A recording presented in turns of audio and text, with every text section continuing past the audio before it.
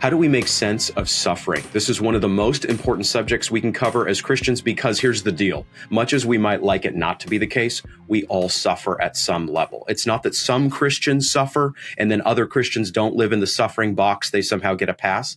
At some level, we all do. So welcome to Grace and Truth. That's what we're going to consider today. I am joined by a dear friend, Erik Reed. He's the founder and lead pastor of the Journey Church in Lebanon, Tennessee. He is now a two-time guest on Grace and Truth. I'm thrilled to have him back. So Erik, welcome to the podcast. Yeah, special honor, two-time guest. I feel like I should get something, but I think being here is the prize. So I'm happy to be here. We will debate and discuss how many coffee mugs we send you once they are created. Now you're speaking my love language. Okay. We may even upgrade that to a hoodie if we can get this off the ground. Now you're that's it. Okay. I want that. That's where I'm going. Okay. I see that hoodie. I like that. Yep. In all seriousness, we want to think through this issue. And I know that this is a subject, how to work through suffering as a Christian, that is close to your heart. We've talked about your own story and your own biblical handling of suffering on Grace and Truth. So thankful for that. Have heard great feedback from a wide range of people about your episode. So God's using that story. And I know you've told it in many other places, and it's been used there as well. What I want to do today, Erik, is not so much go into the personal, although we can, where we need to. How do Christians frame suffering? How should we approach it? Just a quick word from me. A lot of Christians, I think, just sort of hope it won't happen or wish it will just go away once it comes, or think that either they're not going to suffer, like I talked about, they don't live in the suffering box, or think that they live exclusively in what I'm calling the suffering box, so they just always suffer. There's just not a lot of good discussion of this whole subject. Prosperity theology is hot, in part, not just because people want a red Corvette in the driveway, but because they don't want to suffer. Yep. What do you see, first of all, as a wise pastor? What do you see with how people think of suffering? Do they tend to handle it well or not think about it much? Well, this is what I'll say. Most people don't think about suffering until they are suffering, because it's not one of those things that we like to reflect on unless by necessity we're in it. Most people don't feel like it's an exciting thing to dive into, right? Suffering. Let me try to understand that. What often happens is it's something that people have to begin grappling with because they're in it. And very few Christians, honestly, are going to walk through life unscathed. I mean, let's just call it what it is. Like, if you give your heart to love anyone, at some point you're going to lose people. You're going to lose parents. You're going to lose grandparents. You're going to lose friends. At minimum, you're going to say painful goodbyes to people in life. And I would argue that's just base level for everyone. Then you have variations of how much personal suffering will be added to that. And so I think that's where most Christians begin to have to wrestle through, what do I believe about suffering? I know Jesus says in this world you will have trouble. You will have trials and tribulations. I mean, I know it says that, but how much suffering will I really have? And so I think most Christians would agree that there is a level of suffering. I also think that they automatically think there's a governor on that suffering that keeps it from ever being too bad. So they're really, really disheveled when it goes beyond what their expectations were. That's where it messes with people. Ooh. Okay, hold on. I formulate questions, as I'm listening, but that just stopped the other questions. That many Christians think that there is a governor on their suffering. That is a profound reflection. Talk to us more. We just need more on that. Talk to me what you mean. Yeah, I think the unspoken expectation that a lot of professing believers have is that while we know intellectually there will be suffering, we seem to think that we've got this pact with God that it won't be suffering that's that bad according to my definition, right? According to my definition. And I think that's really interesting because, I mean, the proverb says, trust in the Lord with all your heart, lean not on your own understanding. In all your ways, acknowledge him, and he will make your path straight. The promise is he will make your path straight. What I have found is that a lot of believers interpret that to mean straight according to my definition. And so that's what messes with us when what I expected my level of suffering to be, it is exceeded. And all of a sudden now I don't know why God didn't keep his end of the bargain. That's what I've run into the most. I very rarely run into people who don't think that suffering will ever touch them. Yep. They just think it's supposed to be measured to a level in which they, can deal with it comfortably, which is just silly. It's a silly expectation. It is. I think we all fall prey to it, me included. Yep. Honestly, that's part of why I'm sticking here in my brain, because I do think that we read about suffering in the Bible. We read about Job losing everything, let's say, right? And so we know that that's theoretically possible. Yep. What I think I hear from Christians, though, is that I don't think they would really put this on paper in a major way or write a book about it to propose it formally. But I think part of why we think suffering is going to have a governor on it, is going to be necessarily limited per our expectations, is because of a transactional mindset. And what Absolutely. I mean is, if I have my quiet time, if I attend church, if I serve in the church, if I'm generally seeking to love my wife and love my kids, or love my husband and love my kids, or if I'm single, love the church, whatever it may be. If I'm good, doing good at my job, not doing anything heinous in terms of massive sins, basically, transactionally, maybe God will give me some hard days. Maybe there will be some sad feelings, but limited. Yep. Limited, because I'm doing my end of the bargain. And I don't mean rank Arminians or wild open theists or angry, severe, hyper Calvinists. I mean, a lot of us think this way. Do you think that's true?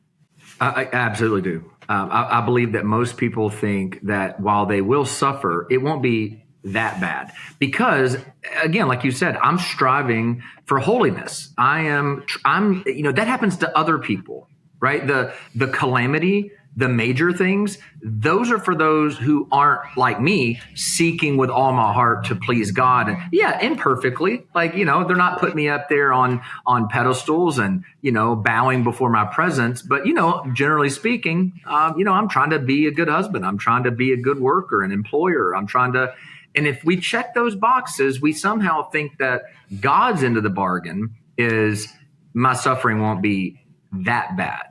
Right. I don't expect that I'll never have problems. I just expect my problems won't be that difficult. And so where I think the Christian, the average Christian sitting in the seats of our churches where they struggle is the moment that suffering goes beyond what that unspoken, maybe even subconscious expectation was, it rattles them and they're not really sure what to do. And especially prolonged suffering, anxiety, depression, things that they have sought the Lord in prayer to remove, and the Lord's leaving them in it. They don't know what to do with that. Profound stuff. This is so rich. I think we've had a good referendum on our expectations with the whole gay Christian debate. Yep. A little bit of an interesting place to go. Mild curveball here, but I think we can hang together. In that, I do think with that particular conversation, Eric, my limited anecdotal reflection would be that issue used to be kind of approached like, if you have those feelings, those are so bad and so unnatural that we've got to have the kind of exorcistic prayer time, even if we're not charismatic. We're going to have what is functionally an exorcistic service, and we're going to pray so hard and so intentionally like we never have, and we're going to do a kind of consecration act. And that consecration act is going to be so powerful to the Lord that, boom, that person will come out of that with no same-sex attraction, as it's called, no wrongful lust, more biblically. I think that probably applies, though, not just to the gay Christian area, but to trials and suffering. Do you think that's accurate? Yeah. In fact, I think a lot of folks believe maybe the Lord's, pressing me, right, to persevere in prayer and pressing me to suffer well for a period, but even still, they think that the sands of the hourglass are going through. The timer is ticking down, and it's going to move on quickly, which is why we get really some unchristian, non-biblical, anecdotal stuff like "this too shall pass," and it's like, well, that's not biblical. Maybe it won't pass. What happens if the Lord leaves you in it?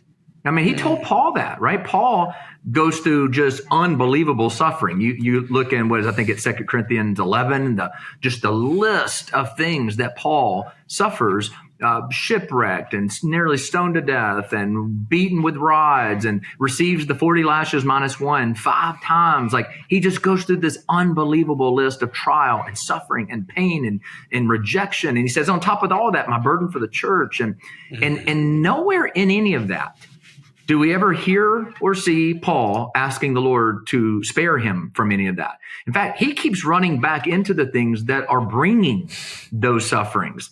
But watch, but something, a thorn in his flesh, a tormentor from Satan, is bringing Paul to a place where he asks the Lord Jesus 3 different times to remove it. So all these other things, awful, he endures, he perseveres. And Paul finally meets something that leads him to say, okay, Lord, I can't handle this. I need you to remove this.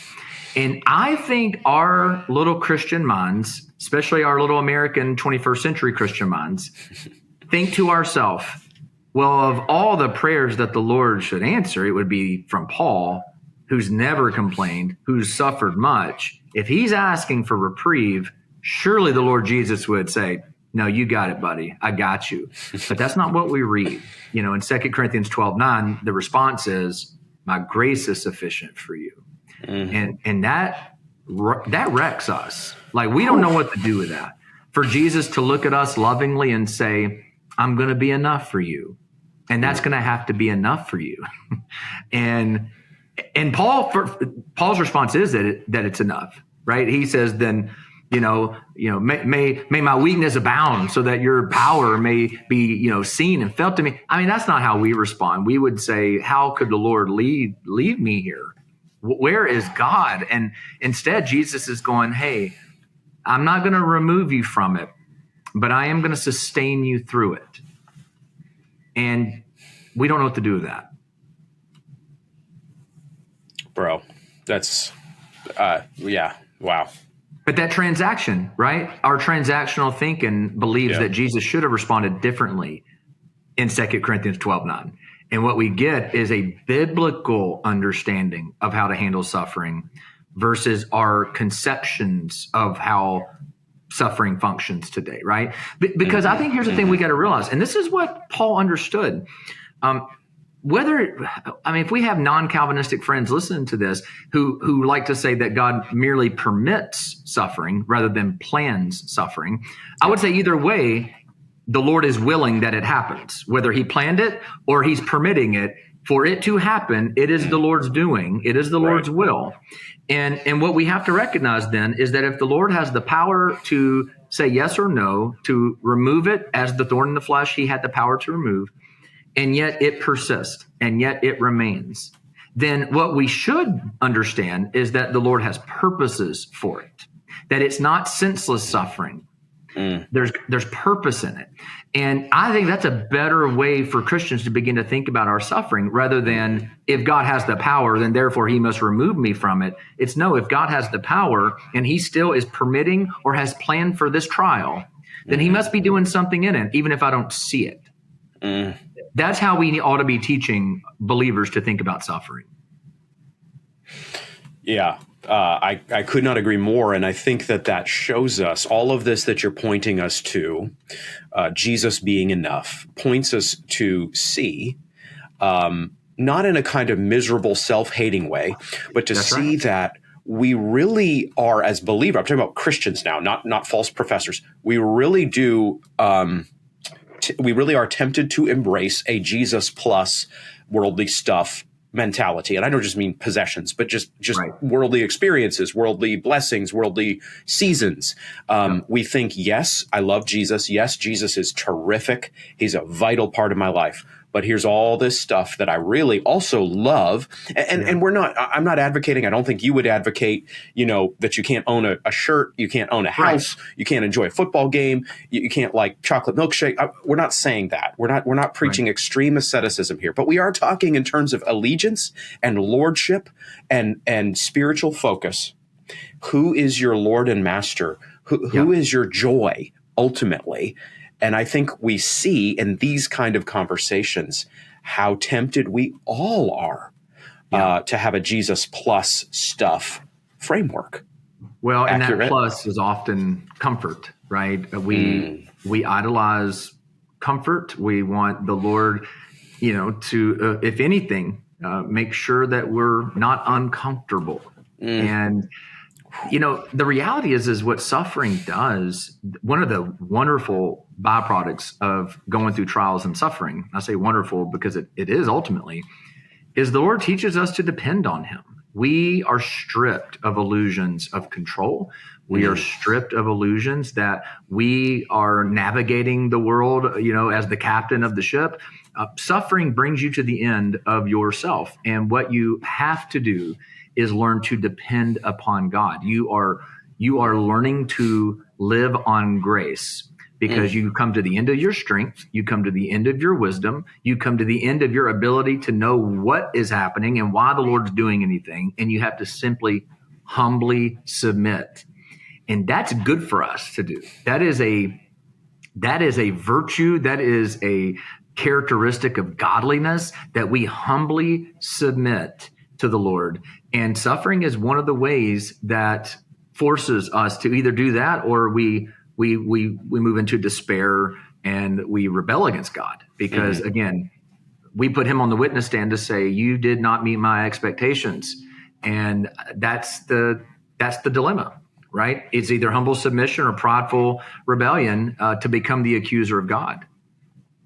I think we see, as you're saying, when we hit these seasons, as basically we all will in some form, and there's lots of different forms of this, and we're not in any way saying that the bad things, the painful things are themselves good, and we're not saying that God is the author of evil. We're not saying that sin and evil comes from God's character and nature. It in no way does. God is only good.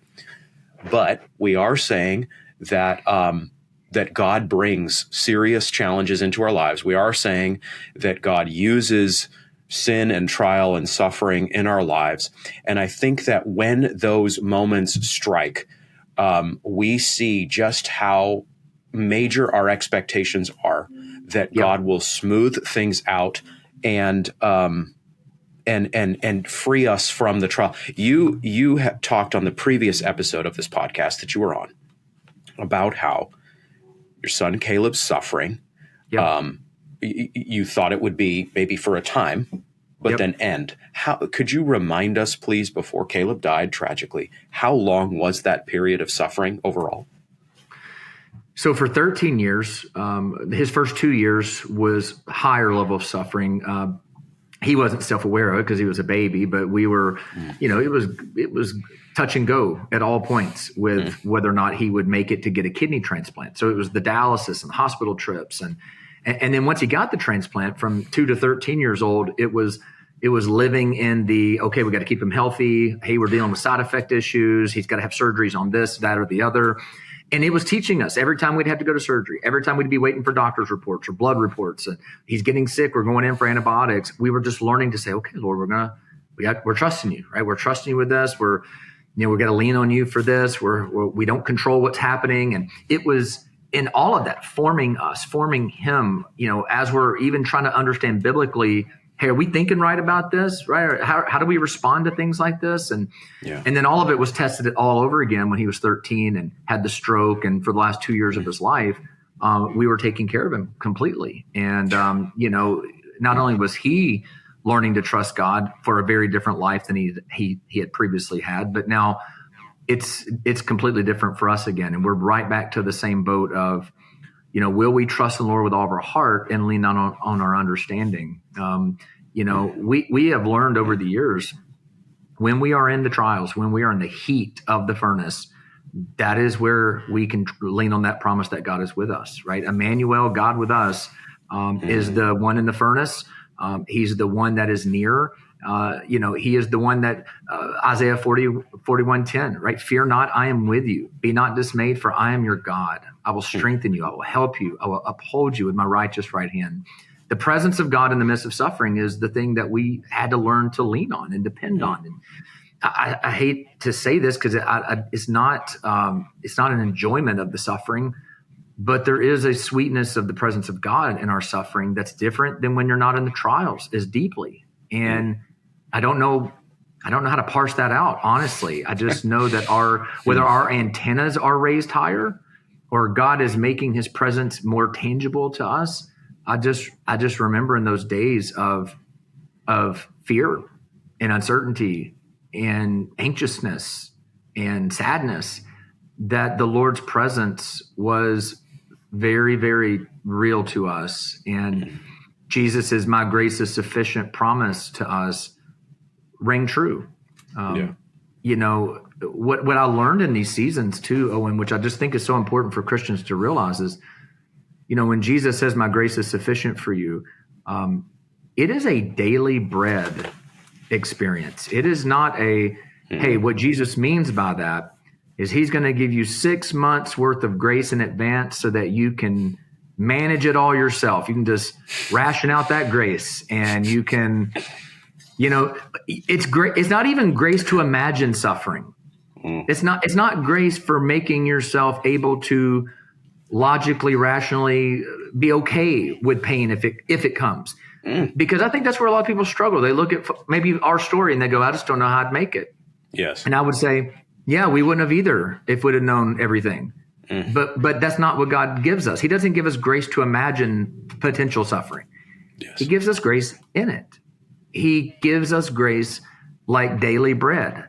It's moment by moment dependence. It's not stored up on the pantry shelf to just go snag. It's hand to mouth, arms reached out to the Savior, and he provides. He's faithful. And that is a practice of dependence that changes you.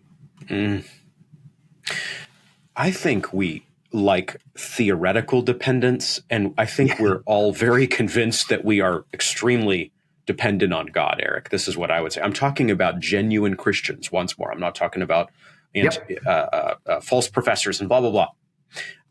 But I think what you lived through, not for like 4 months or a year or 2 years, but for basically 15 years in different forms, different levels. But you, as other Christians have experienced, you and your wife, your family, Caleb himself, got to see that your dependence could either be theoretical or it could be experiential.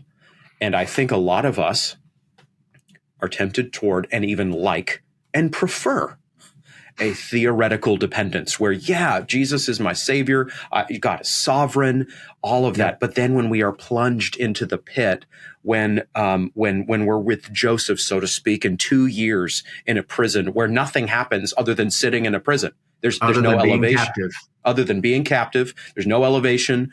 There's no great heights. No one knows his name. He doesn't get to really do anything. He's in a prison.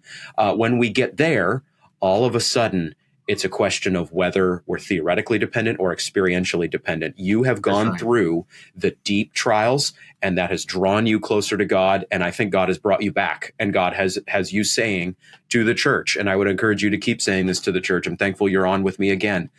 Be experientially dependent, but that's not a fail safe. Sorry, I'm going on. But that's not a fail safe. That's not a button you push just to give you a little extra nitro to get you through it. That's God changing you for the long haul, for good. Yes.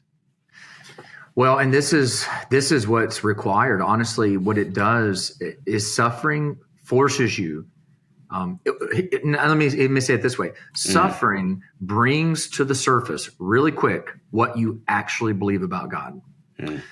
And here's what I learned quickly. Not too long after Caleb's surgical mistake, I started having panic attacks and anxiety. And I had never had anything like that in my life. I didn't know what it was. I thought I was having a heart attack one day. in my 20s. And I thought I was crazy. I thought, like, why do I feel claustrophobic sitting in the middle of a movie theater all of a sudden? Why am I watching an MMA fight with a bunch of buddies, and all of a sudden I feel the need to get out of the room and go outside and get some air because my chest is tightening up, and just irrational. But my soul, my emotions, everything was so wound up because of what we were going through. And I didn't have the tools to deal with it. And here's what I really had to start wrestling with. And I remember I started devouring, reading and talking as much as I could with people about this. My fear was wrapped up in do I really think God has this? Like, what do I really believe about God and who he is and what I'm going through and my family and all of these things? And this is where really, I don't want this to sound trite and simplistic, but my number one focus became studying the character of God, the sovereignty of God, the wisdom of God, the goodness of God, the love of God, the faithfulness of God. Because here's why. This is how it transformed. And really, I never took an anxiety pill, and God bless those who do and need it. That's not what this is about. Right. But I knew mine wasn't just simply something I could medicate. I knew I had to do some business underneath. I knew it. And for me, I had to get my head around, do I really believe God has all the power, all the control, that he's over everything? Do I believe it? Right? Do I believe when David says, in your book were written, every one of them, the days that were formed for me, when yet there wasn't even one. Psalm 139:16. Do I believe that? Do I believe the days of my son's life were written in his book? Do I believe that the Lord has every detail in between, that he's that sovereign? He declares the end from the beginning. Do I believe that?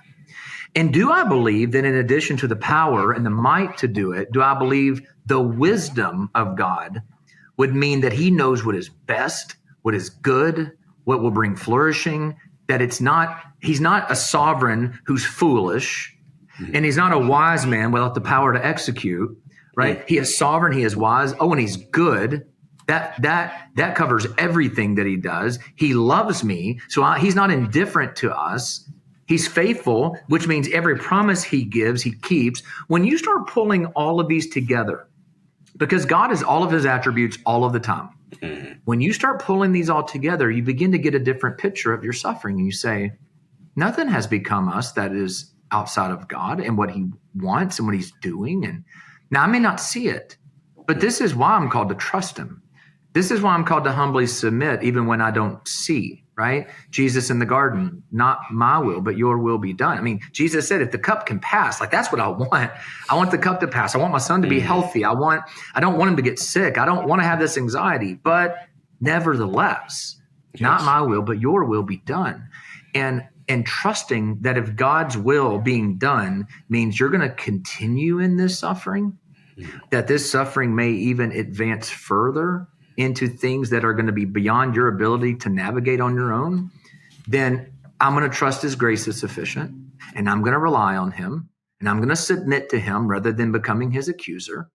And these become the ways in which I think our heads and our hearts are working together in the midst of suffering. We have to take every thought captive in obedience to Christ, which means there's some thoughts I can't let run wild when I'm in the middle of suffering and pain. I have to go back to preaching to my own heart. No, the Lord is sovereign. He is wise. He is good. He loves me. I can walk by grace through this issue because he promises that he will sustain me. And I had to do a lot of preaching, not just to our congregation, but to my heart and head all the time. And I think that's really important for believers to know how to do. I think that is, but I think even there we see how low our expectations are for our own spiritual self regulation, self-discipline, call it what you want.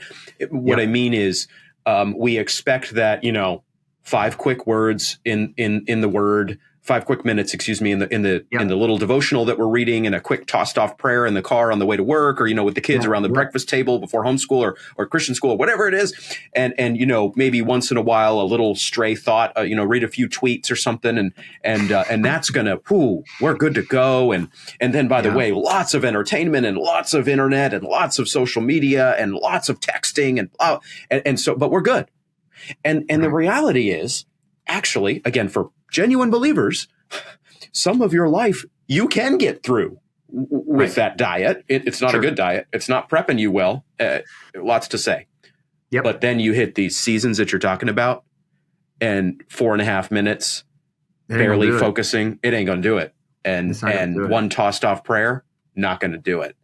Because if you're only doing that, then your only other recourse is to lean on your own strength, to put your trust in others to somehow be able to pick you up. And there is a need for community. Like I can't stress this enough. Like being in community is one of the ways that the Lord sustains us. It's a means of grace. Being in the church is vital. But here's the thing: there's nothing that supplants the time necessary to truly get your heart happy in God and to know him and to find your peace in him. Peace is not circumstantial. It has to be in him. And look, that doesn't mean you don't have desires for the suffering to be gone. This doesn't become, some kind of weird obsession with enjoying suffering. In fact, because we know suffering will one day be eradicated for once and for all, it's okay to long for that day. It's okay to look forward to that day and to despise the fact that we're in a world right now broken and fallen because of sin,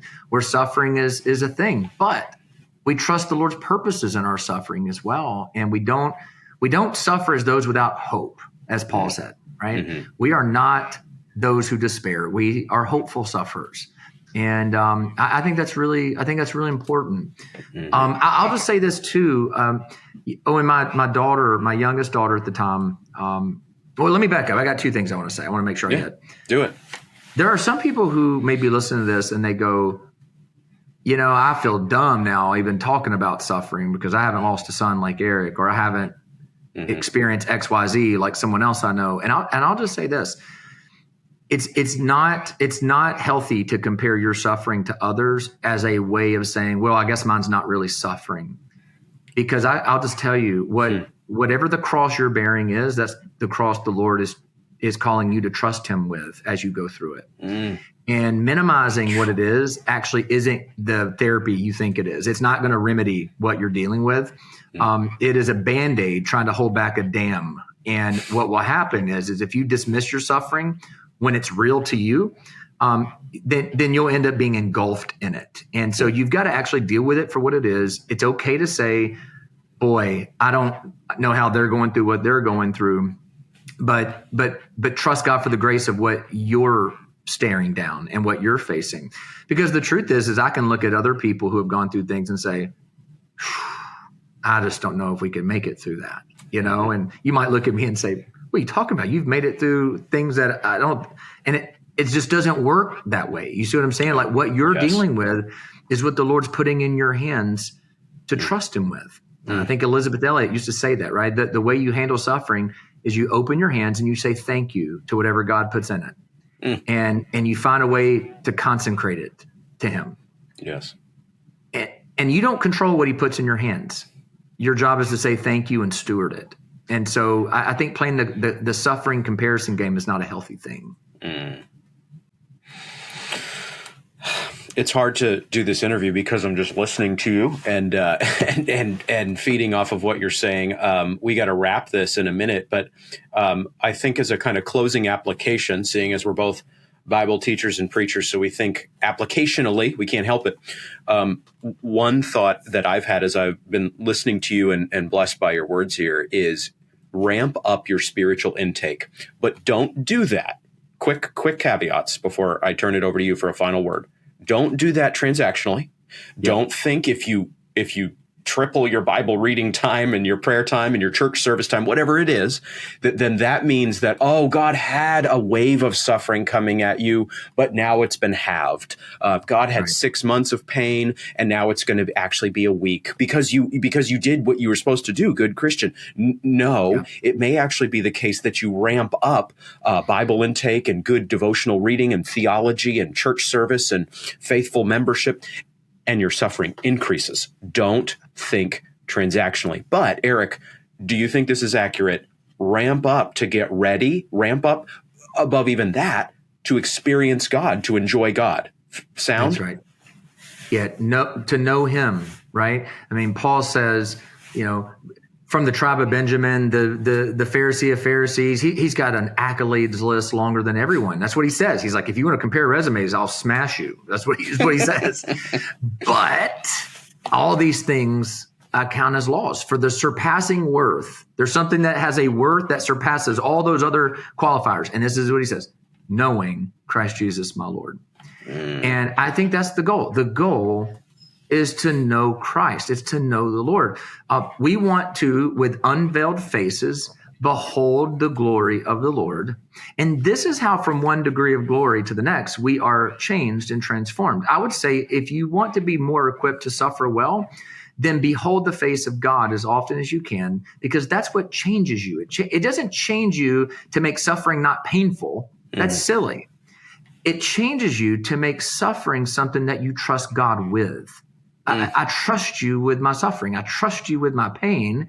I see you. I know you. I trust you in whatever I'm dealing with, whatever I'm going through.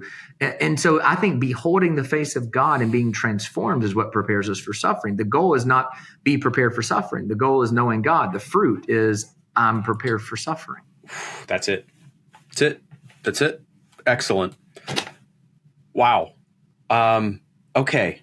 That was fantastic. I couldn't agree more. The goal is not to prepare for suffering. The goal is to know Christ.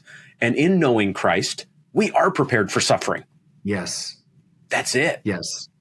In knowing Christ, 1,000 wonderful benefits accrue. Every good thing begins to stock up. None of that means, though, that pain and hardship will not come. We have a kind of conservative, evangelical, or even reformed transactionalism that we must just swear off and move away from the transactionalism, Christian.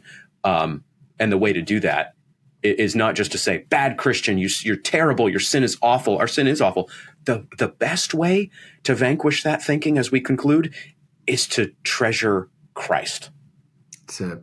That's the goal. To know him, right? To know him. We want to avoid the two ditches that either fall into despair when we suffer or that pretends that our suffering isn't that painful, right? It's a Christian veneer of I'm good and suffering's not really that bad. And neither of those are faithful. Faithfulness is walking through suffering, acknowledging that it's painful, but recognizing that God is good, that he is getting glory from this, that there is no senseless suffering. So he's at work. He will sustain me. He will fulfill his promises. And so I walk with him, hopeful, right? That's joyful even in the midst of suffering. That's what separates truly Christians from everyone else in the world that suffers if we're doing it well. This conversation has been oriented to Christians, but just in closing here, if you are not a Christian, and we're so glad you're listening in or watching, we know that you're going to hit suffering too. Yes. Just because you're not a Christian and you don't have all this, high theology of suffering, that in no way means that you will not suffer. You will suffer in this fallen world. So please hear this whole conversation, not as Erik and me, casting judgment at you or something like this, or being better than you. Hear this as an invitation to leave behind senseless suffering or anger at God or hedonism as a response to suffering. Hear this as an invitation to come meet Jesus, because suffering will get you and suffering will wash over your head, and outside of God, you will not be able to handle it. So an invitation to Jesus is wrapped up in all this, isn't it, Erik? Yeah, just recognize for the person listening in that situation that the one that you are invited to know and walk with, your creator who stepped out of heaven and into the world and became a man, knows suffering. And he endured suffering so that one day you ultimately wouldn't endure suffering forever. He came to suffer for you so that you may have life. And so not only do you have the promise of one day your suffering being not only redeemed, but vanquished, but you have the presence of the one who knows your suffering and sustains you in it. And that's Jesus. And there's only Jesus. There's no one else who can be that. And so Yeah, don't let your suffering lead you to foolish conclusions like, well, there must not be a God if there's suffering. Well, if there wasn't a God, there wouldn't be suffering. There wouldn't even be evil. You can't even say there is evil if there is no God. There's just only what is. You can't classify it as suffering. You can't say it's good or bad. It's just what is. And so rather than trying to cop out intellectually and say, well, there must not be a God, the more beautiful reality is that there is a God, and he has a world that includes suffering. And he could have made a different kind of world. He could have made a world where we never, ever experience suffering. But here's the reality. The fact that suffering exists and will one day be completely put away and redeemed and gone. And we will stand in glory in eternity one day, knowing God as he is and all of his attributes because we went through hardship. We'll know him for his grace because we suffered sin. We'll know him for his mercies and his patience and his kindness because we experienced hardships. We'll know him as the sustainer because we were weak. In other words, all of our suffering will one day help us to realize we would have never known God without it. And that is one of the glorious ways he redeems suffering for his glory. Such a rich conversation with this brother. I'm sure many of you out there, this is weird because it's a podcast, so there's no immediate reaction, but I'm sure listening to this in your car, listening to this as you're washing the dishes, whatever it is you're doing, are edified and built up and strengthened. I pray that is the response. I would encourage you to check out Erik Reed's ministry, The Journey Church, his sermons, his messages. It is your ministry is Enjoying Jesus. Do I have that right? No, Knowing Jesus Ministries. Knowing Jesus. My bad, dude. My bad. No, you're good. You're good. I just sent people to an entire different corner of the world, I'm sure. Hey, go to Enjoying Jesus too if it's solid. That sounds great too. Knowing Jesus Ministries. Thank you so much for being on the podcast today, Erik. Please, everybody out there, subscribe to this podcast on all platforms, Spotify, YouTube, etc., Apple.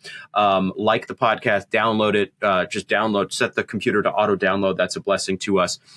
Erik, thank you so much for being on here today. We really appreciate it. God bless.